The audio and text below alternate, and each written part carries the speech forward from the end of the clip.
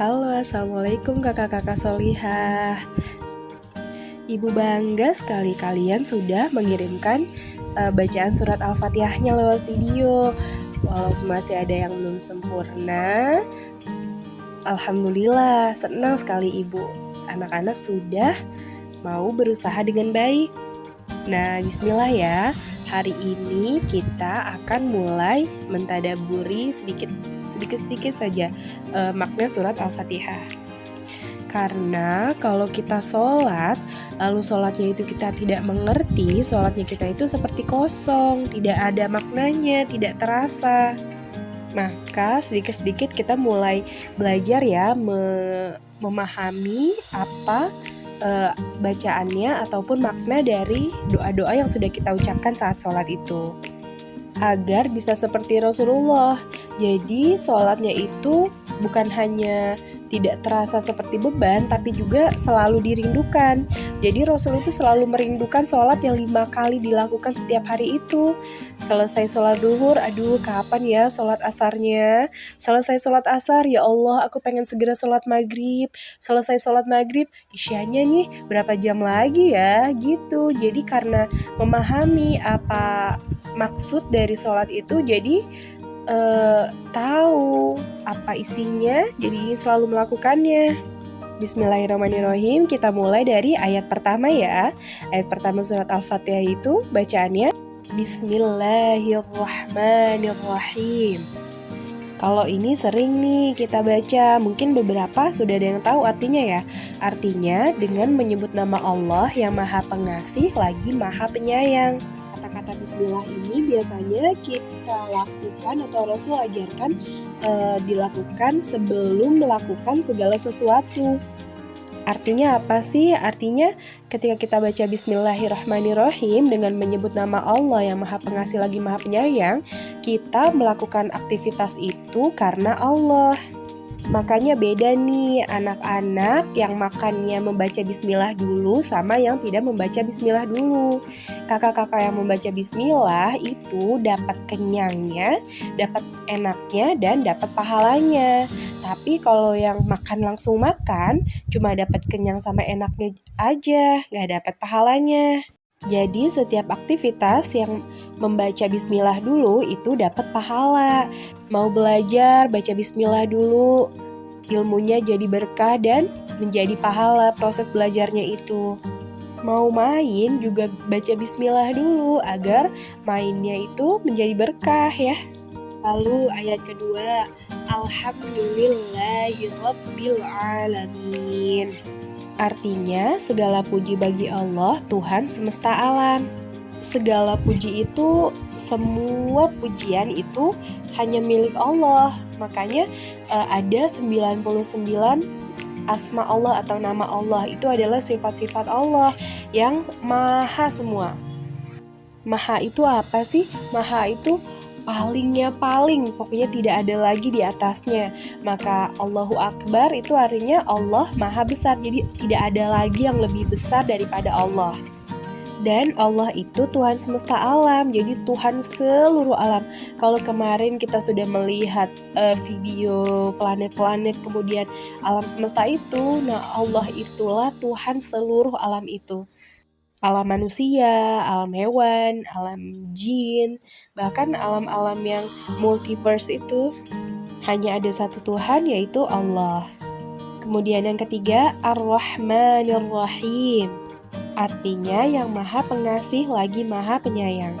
Ini juga termasuk Asmaul Husna atau 99 nama Allah. Ar-Rahman itu artinya Maha Pengasih. Allah itu memberi kasih sayangnya kepada seluruh umat manusia. Yang tadi milik seluruh alam itu, semua alam itu Allah beri kasih sayang. Makanya jangan heran ya kalau misalkan ada nih anak yang suka iseng tapi dia baik-baik saja atau enak-enak saja hidupnya, seperti bahagia terus. Atau anak yang nakal, bahkan dia malah hidupnya enak gitu, seperti tidak pernah sedih. Karena Allah juga menyayangi dia. Tapi jangan ikut-ikutan jadi usil atau nakal ya, karena Yang seperti itu mereka hanya dapat kasih sayang di dunia. Mereka nggak dapat kasih sayang Allah di akhirat. Bahkan yang agamanya bukan Islam pun Allah sayang sama mereka.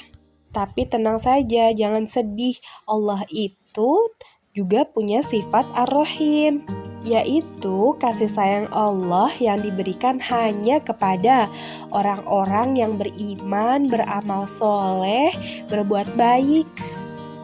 Dan rasa kasih sayangnya ini akan diberikan di akhirat nanti, yang gak akan didapat oleh orang-orang yang berbuat jahat ataupun tidak beragama Islam. Lalu ayat selanjutnya, Maliki Yaumiddin, yaitu artinya yang menguasai hari pembalasan. Maksudnya di sini adalah Allah ya. Allah yang menguasai hari pembalasan. Pembalasan itu apa sih? Hari pembalasan itu terjadi setelah di dunia ini. Nanti akan dihitung, kan kemarin kita sudah pernah membahas kan, ada malaikat Rokib dan Atid itu yang mencatat amal baik dan amal buruk. Nah nanti dari sanalah kita dinilai lebih banyak amal baik atau amal buruknya. Nah di kondisi seperti itulah Allah juga pemilik dan penguasanya. Jadi kalau di ayat 2 tadi Allah pemilik alam semesta, dan di ayat ini menjelaskan bahwa Allah itu pemilik akhirat. Jadi Allah itu pemilik dunia dan akhirat. Lalu selanjutnya, Iyyaka na'budu wa iyyaka nasta'in. Artinya, hanya kepada Engkaulah kami menyembah dan hanya kepada Engkaulah kami memohon pertolongan. Di sini kita mengakui hanya Allah lah yang kita sembah dan hanya kepada Engkaulah kita memohon kalau ada kesulitan. Lalu selanjutnya, ihdinas siratal mustaqim. Artinya, tunjukilah kami jalan yang lurus. Ini kita berdoa kepada Allah agar kita diberikan jalan yang lurus ataupun petunjuk dalam berkehidupan.